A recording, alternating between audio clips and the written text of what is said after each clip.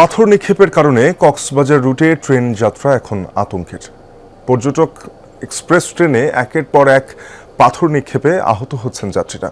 বেশি ঝুঁকিপূর্ণ পয়েন্ট রামু থেকে ঈদগাহ। এ পাথর হামলা পরিকল্পিত বলে সন্দেহ করছেন অনেকে। যাত্রী ও পর্যটকরা বারবার আক্রান্ত হলেও হামলা বন্ধে এবং জড়িতদের ধরতে রেল পুলিশ বা কর্তৃপক্ষের তৎপরতা কম।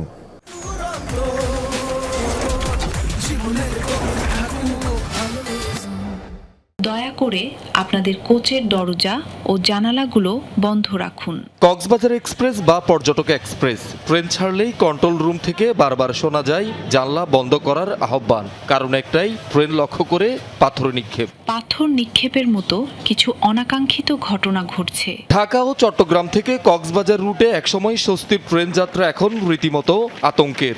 দিনের চেয়ে রাতে পাথর নিক্ষেপের ঘটনা ঘটে বেশি। প্রায় আহত হচ্ছে যাত্রী ও ট্রেনের কর্মীরা। পাথর লাগার সাথে সাথে তো আমার মনে হয় অবস্থা খারাপ, রক্ত পড়তেছে। সাথে সাথে স্টোর যা মনে হয় বক্স নিয়ে আসলো, ওষুধের বক্স, তারপর তুলা লাগায় আপাতত তুলে লাগা রাখলাম। আতঙ্কের কাজের জন্য আমি গ্লাস উঠাইতে পারছি না, আমার বাচ্চাদের গরম লাগেছে, কিন্তু এরপরে দেওয়া কিন্তু আমি গ্লাস উঠাইনি। নিজেদের সুস্থতার জন্য বিষয়টা বিবেচনা করে আমরা বসে আছি। একজন পাথর নিক্ষেপ করে সে তো আর কোনো লাভ হতেছে না। অনেকের ধারণা ট্রেন চালুর পর বাসের যাত্রী কমায় শত্রুতা বশত এমন কাণ্ড ঘটানো হয়। দেশি বিদেশি পর্যটকদের যাত্রা নিরাপদ করা এবং জানলায় গ্রিল লাগানোর পরামর্শ যাত্রীদের। প্রত্যেকটা এসিতে বাইরেতে এরকম গ্রিল দেওয়া হচ্ছে, যেহেতু খরচ করেছে এই জায়গাটা করলে তেমন সবার জন্য একটা সেফটি থাকলো। যারা এই স্বাচ্ছন্দ্যে ভ্রমণ করার জন্য কক্সবাজার আসতে যায় তারা ট্রেনে কিছুটা নিরাপত্তাহীনতায় ভুগবে। এটা সবার জন্য একটা দুঃখজনক, এবং তারা বিদেশিরা ওটা অনেক সময় তারা আসতে অনিরাপদ বোধ করে।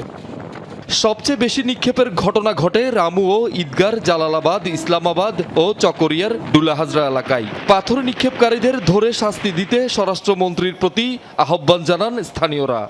ডুলাহাজরা প্রবেশের আগে আর নাপিতখালীর আশেপাশে মোটামুটি ইসলামাবাদ ডুলাহাজরা সেকশনে ইদানিংটা একটু বেশি হচ্ছে। এসি কোচগুলোতে প্রায় 20 mm এর চেয়ে বেশি শক্তিশালী গ্লাসগুলো ইউজ করা হয় এবং এই গ্লাসও ভাঙা পড়ে। পাথর নিক্ষেপ কারা করতেছে, কারা এই সমস্যার সাথে জড়িত, আমরা তাদেরকে ফাইন্ড আউট করতেছি। রেলওয়ে পুলিশ অ্যাওয়ারনেস প্রোগ্রাম চালু করার মাধ্যমে প্রান্তিক জনগোষ্ঠীর কাছে এই মেসেজটা পৌঁছে দেয়, রেলওয়ে আমাদের জাতীয় সম্পদ।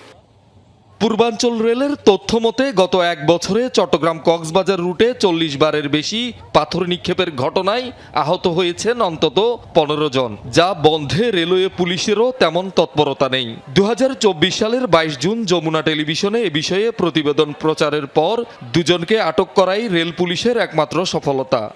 তো যখনই পাথর নিক্ষেপ হয় সাথে সাথে আমাদের কন্ট্রোল থেকে আমরা এটাকে রেল পুলিশকে এবং আমাদের রেলওয়ে নিরাপত্তা বাহিনীকে আমরা জানাই দেই, তারা অভিযান চালায়। আমরা আমাদের কার্যক্রম চালিয়ে যাব এবং কারা এই কাজটা করছে এবং যারা পাথর নিক্ষেপের সাথে জড়িত এদেরকে ধরার জন্য আমরা চেষ্টা চালিয়ে যাচ্ছি।